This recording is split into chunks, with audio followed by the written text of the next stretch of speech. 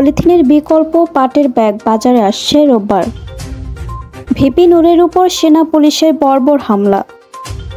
নূরের জ্ঞান ফিরেছে, সবার কাছে দোয়া চেয়েছেন। ট্রাম্পের বেশিরভাগ শুল্ক অবৈধ। বাংলাদেশে ডাক চ্যালেঞ্জ শুরু আজ। আসসালামু আলাইকুম, বার্ড নিউজ 24-এ আপনাদের সবাইকে স্বাগত জানাচ্ছি। আমি নাইমা আক্তার কেয়া। এতক্ষণ দেখছিলেন সংবাদ শিরোনাম, এখন দেখবেন বিস্তারিত। অনেক জল্পনা কল্পনা শেষে বাজারে আসছে পলিথিনের বিকল্প হিসেবে পরিবেশ বান্ধব পাটের ব্যাগ। আগামী রোববার এ ব্যাগের বাজারজাত কার্যক্রম উদ্বোধন করবেন দুই উপদেষ্টা। বস্ত্র ও পাট মন্ত্রণালয়ের সূত্র জানায়, রাজধানী কারওয়ান বাজারে রোববার উদ্বোধনী অনুষ্ঠানে পরিবেশ, বন ও জলবায়ু পরিবর্তন মন্ত্রণালয়ের উপদেষ্টা সৈয়দা রিজওয়ানা হাসান এবং বাণিজ্য, বস্ত্র ও পাট উপদেষ্টা বশির উদ্দিন উপস্থিত থাকবেন।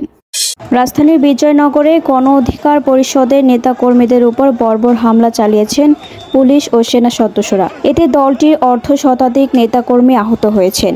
শুক্রবার রাত 9টার দিকে এই হামলা হয়েছে।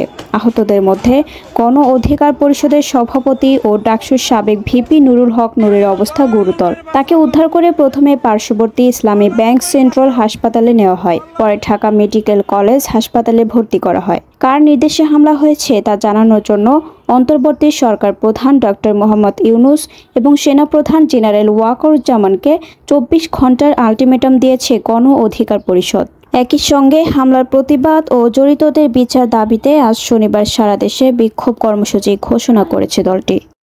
রাজধানীতে জাতীয় পার্টির কেন্দ্রীয় কার্যালয়ের সামনে গুরুতর আহত গণ অধিকার পরিষদের সভাপতি নুরুল হক নূরের জ্ঞান ফিরেছে।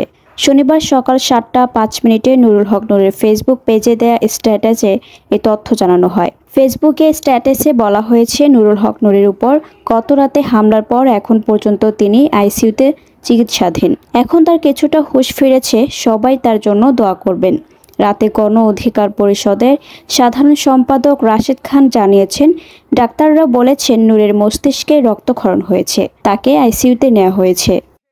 যুক্তরাষ্ট্রের প্রেসিডেন্ট ডোনাল্ড ট্রাম্পের বিশ্বব্যাপী আরোপিত অধিকাংশ শুল্ক অবৈধ বলে রায় দিয়েছে একটি মার্কিন আপিল আদালত। শুক্রবার এই সিদ্ধান্তের মধ্য দিয়ে আন্তর্জাতিক অর্থনীতিতে প্রভাব বিস্তারে রিপাবলিকান নেতার প্রধানতম হাতিয়ার এখন চ্যালেঞ্জের মুখে পড়তে পারে। বার্তা সংস্থা রয়টার্সের এক প্রতিবেদনে বলা হয়েছে, ওয়াশিংটন ডিসি ভিত্তিক যুক্তরাষ্ট্রের ফেডারেল সার্কিট আপিল আদালত 7 থেকে 4 ভোটে রায় দিয়ে জানায়, ট্রাম্পের পারস্পরিক শুল্ক এবং চীন, কানাডা, মেক্সিকোর উপর ফেব্রুয়ারিতে আরোপিত আলাদা শুল্ক দুটোই আইনের পরিপন্থী ও অবৈধ।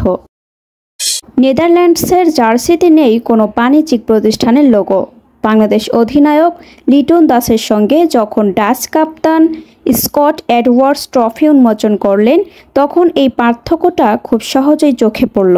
তাদের এমন জার্সি স্পষ্ট আভাস দেয় দেশটিতে ক্রিকেট কতটা পেছনে। ক্রিকেট দুনিয়াতেও খানিকটা দুর্বলতম প্রতিপক্ষ হিসেবেই ভাসে নেদারল্যান্ডসের নাম।